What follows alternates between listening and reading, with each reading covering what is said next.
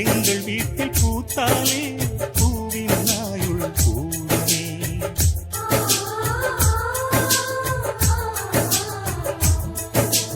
இரண்டு கண்கள் என்றாலும் பார்வை என்றும் ஒன்றுதான்.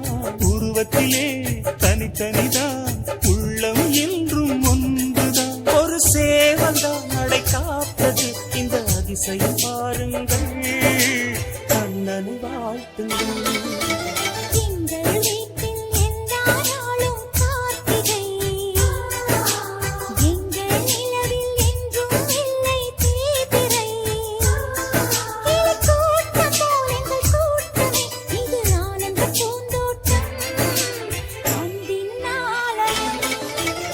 எங்கள் வீட்டில்